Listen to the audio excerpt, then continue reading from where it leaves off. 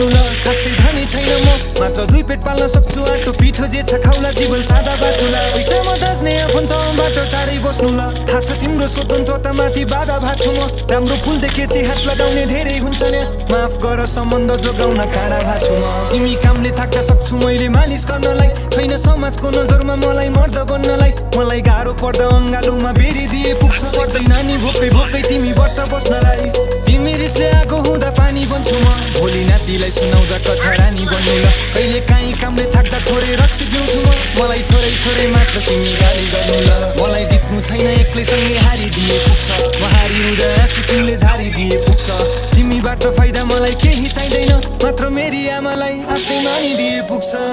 आउनु है तिमी फर्केर बसिरहन्छु म फर्केर तिमीलाई नै सम्झेर